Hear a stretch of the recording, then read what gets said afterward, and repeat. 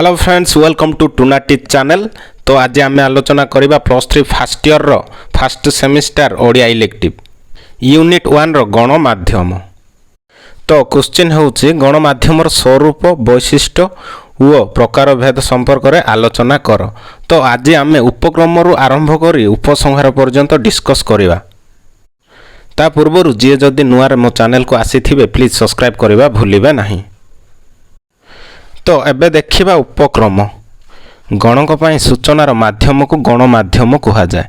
अन्य अर्थ रे कहिबा को गले कोनोसी सूचना को संख्याधिक निर्दिष्ट गणक पाखरे पहुंचेबा उद्देश्य रे व्यवहार करा जाउथिबा माध्यम हेउछि गणमाध्यम। गणमाध्यम शब्दटी इंग्राजी शब्द मास मीडिया शब्द रो आसीछि। गण प्लस माध्यम इक्वल टू गणमाध्यम। गणर अर्थ हैला लके बा एक समूह को बुझाए। माध्यमर अर्थ सहायक द्वारा अर्थात गण स्वार्थ पई जहा उद्दिष्ट ताहा गणमाध्यम। एबे मुद्रित गणमाध्यम सह जोड़ी होइछि वैद्युतिक गणमाध्यम। एही दृष्टिकोणरू गणमाध्यमर केतेक प्रकार भेद रहिछि। तो एबे देखिबा गणमाध्यमर प्रकार भेद। गणमाध्यमर केतेक प्रकार भेद रहिछि यथा मुद्रित गणमाध्यम बा छापा गणमाध्यम, 2 नंबर रे वैद्युतिक गणमाध्यम, 3 रे पारंपरिक गणमाध्यम। निम्न रे गणमाध्यमर प्रकार भेद संपर्क रे वर्णना करा जायछि। तो एबे डिस्कस करिबा मुद्रित गणमाध्यम बा छापा गणमाध्यम। खबर कागज रे मुद्रण करा जाय फाटक पाखरे पहुंचाई पारिले ताहाको मुद्रित गणमाध्यम कहा जाए। आधुनिक गणमाध्यम रे जेउ संवादपत्र आमे देखुछु तार मूलदुआ ग्रीस देश रे घटी थिला। सीजर ओ जूलियस सीजर प्रथम संवादपत्र प्रकाश करिथिले। भारत रे प्रथम संवादपत्र 1780 मसीहा जनवरी 29 तारिख दिन कलिकता रो बेंगल गजेट नाम रे जेम्स अगस्टस हिज नामक प्रकाश करिथिले। सेहीपरि 1866 रे गौरी शंकरଙ୍କ द्वारा उत्कल दीपिका प्रथम ओडिया भाषार संवाद और संस्कृति धर्मी पत्रिका प्रकाश करिथिले। ओडिशा रे वर्तमान प्रकाश पाउथिबा खबर कागज मानक मध्य रे दैनंदिन आशा सर्वप्राचीन। सूचना योग्य जे एहा प्रथम साप्ताहिक थिला। 1928 बेलू यह दैनिक हैला। 1930 बेलू समाज और प्रजातंत्र प्रकाश पाई सारी थिला। वर्तमान ओडिशा रू ओडिया भाषा रे दैनिक मुद्रित गणमाध्यम भाव रे समाज, प्रजातंत्र, धरित्री, संवाद, समय, प्रगतिवादी, अनुपम भारत, आशा, दिनलिपि, कुरुक्षेत्र, भास्कर, प्रमेय, संस्कार आदि बहु दैनिक खबर कागज प्रकाश पाउछि।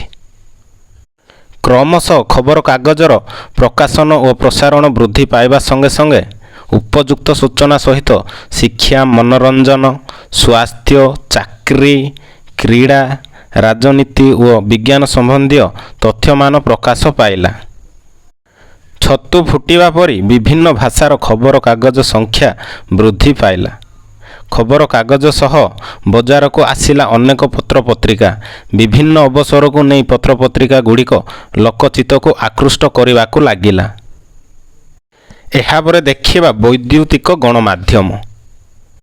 वैद्युतिक संचारण प्रक्रिया रे लोकमानक निकट रे यथाशीघ्र परिवेषण करि पारुथिबा गणमाध्यम गुडी को वैद्युतिक गणमाध्यम कहा जाए। यथा radio, television, video, cinema, internet, email, telephone आदि वैद्युतिक गणमाध्यम पर्यायभुक्त। सांप्रतिक समय रे सामाजिक गणमाध्यम भाबे फेसबुक, ट्विटर गुड़िक गणमाध्यम रे सामिल होइछंती। आलोचना को सरस सुंदर करिबा पई संक्षेप रे केतेक वैद्युतिक गणमाध्यम संपर्क रे आलोचना करा जायछि। तो देखिबा एबे बेतार। बेतार बा रेडियो गणमाध्यम क्षेत्र रे एक परिवर्तन आनी देइछि। 1909 मसीहा अमेरिका रे प्रथम थर पई गणमाध्यम भाबे बेतार प्रसारण आरंभ होइथिला। भारत रे 1923 मसीहा जून मासरे रेडियो क्लब ऑफ बॉम्बे प्रथम थर पई क्लब प्रसारण आरंभ कला। संप्रति भारतर आकाशवाणी बा ऑल इंडिया रेडियो विश्वर सर्वबृहत रेडियो प्रसारण संस्था। 1948 ମସିହା ଜାନୁଆରୀ 28 ତାରିଖରେ ଓଡ଼ିଶାରେ ପ୍ରଥମ ବେତାର କେନ୍ଦ୍ର କଟକଠାରେ ସ୍ଥାପିତ ହେଲା। ବର୍ତ୍ତମାନ କଟକ, ଜୟପୁର ଓ ସମ୍ବଲପୁରରେ ବଡ଼ ବଡ଼ ବେତାର କେନ୍ଦ୍ର ରହିଛି। ଏହା ବ୍ୟତୀତ ସାରା ଓଡ଼ିଶାର ବହୁ ସ୍ଥାନରେ ସ୍ଥାନୀୟ ବେତାର କେନ୍ଦ୍ର ଓ FM ରେଡ଼ିଓ ମାନ ଖୋଲିଲା। ଏହାପରେ ଦେଖିବା ଟେଲିଭିଜନ, ଯେଉଁଟାକି ଟିଭି। ବୈଦ୍ୟୁତିକ ଗଣମାଧ୍ୟମର ଏକ ପ୍ରମୁଖ ଗଣମାଧ୍ୟମ ରୂପେ ଟେଲିଭିଜନକୁ ଗ୍ରହଣ କରାଯାଇଛି। ଏହାଦ୍ୱାରା ଦୃଶ୍ୟ ଦେଖିବା ଓ ସମ୍ବାଦ ଶୁଣିବା ଉଭୟ କାର୍ଯ୍ୟ କରିପାରୁଛି। ଏହାର ଚାହିଦା ବେଶ୍ ଉପଯୋଗୀ ହୋଇପଡ଼ିଛି। 1958 ମସିହା ସେପ୍ଟେମ୍ବର 15 ତାରିଖରେ ପ୍ରଥମ କରି ୟୁନେଭ ସହାୟତାରେ ଦିଲ୍ଲୀରେ ପରୀକ୍ଷାମୂଳକ ଭାବେ ଟେଲିଭିଜନ ପ୍ରସାରଣ ଆରମ୍ଭ ହୋଇଥିଲା। 1982 ଅଗଷ୍ଟ 15 ତାରିଖରୁ ଦୂରଦର୍ଶନରେ ରଙ୍ଗୀନ ଚିତ୍ର ପ୍ରସାରଣ ଆରମ୍ଭ ହୋଇଥିଲା। ଏହା ଫଳରେ ଦୂରଦର୍ଶନ ସହ ବିଶ୍ୱର ଖବର ପାଇପାରୁଛି। ଦୃଶ୍ୟର ପ୍ରତ୍ୟକ୍ଷତା ସୂଚନା ବିକଳ୍ପ ବ୍ୟାଖ୍ୟାର ଗ୍ରହଣ କରିଛି। ଟେଲିଭିଜନକୁ ବାଦ ଦେଲେ ବୈଦ୍ୟୁତିକ ଗଣମାଧ୍ୟମରେ cinema, internet, radio, television, email, Gmail ଇତ୍ୟାଦି ଦ୍ରୁତ ସମ୍ବାଦ ପ୍ରେରଣାରେ ସହାୟକ ହୋଇପାରିଛି। ଏହାପରେ ଦେଖିବା ପାରମ୍ପରିକ ଗଣମାଧ୍ୟମ। ଯେଉଁ ଗଣମାଧ୍ୟମ ଦ୍ୱାରା ଲୋକାଚାର ରୀତିରେ ମନୋରଞ୍ଜନ ପରିବେଶ ସୃଷ୍ଟି କରାଯାଇ ପ୍ରତ୍ୟକ୍ଷ ଭାବରେ ନୂତନ ପ୍ରସଙ୍ଗକୁ ବିତରଣ ଓ ପ୍ରଚାର କରାଯାଇଥାଏ, ତାହାକୁ ପାରମ୍ପରିକ ଗଣମାଧ୍ୟମ କୁହାଯାଏ। ଯଥା ଲୋକନୃତ୍ୟ, ଲୋକନାଟକ, ଯାତ୍ରା, ପାଲା, ତାସକାଠିଆ, ଘୁଡ଼କି ନାଚ, ସର୍ପନାଚ ଇତ୍ୟାଦି ପାରମ୍ପରିକ ଗଣମାଧ୍ୟମ ଅନ୍ତର୍ଭୁକ୍ତ। କେବଳ ଜନସଚେତନା ନୁହେଁ, ରାଜନୈତିକ ସାମାଜିକ ବାର୍ତ୍ତା ପ୍ରଚାର କ୍ଷେତ୍ରରେ ଏହା ଉଲ୍ଲେଖନୀୟ ଭୂମିକା ଗ୍ରହଣ କରିଛି। ତ ଫ୍ରେଣ୍ଡ, ଏହାପରେ ଦେଖିବା ଉପସଂହାର। ମୁଁ ସବୁ ଭିଡ଼ିଓରେ କହୁଛି ଉପସଂହାର ବା କନକ୍ଲୁଜନ୍ ଲେଖିବା ନିହାତି ଆବଶ୍ୟକ। ତ ଏବେ ଡିସ୍କସ୍ କରିବା ଉପସଂହାର। ଉପରୋକ୍ତ ଲେଖାରୁ ଆମେ ଜାଣିପାରୁଛୁ ଯେ ଟେଲିଭିଜନ ଦ୍ୱାରା ଦେଖି ବି ପାରୁଛୁ ଓ ଶୁଣି ବି ପାରୁଛୁ ଏବଂ ରେଡ଼ିଓ ଦ୍ୱାରା କେବଳ ଶୁଣିପାରୁଛୁ।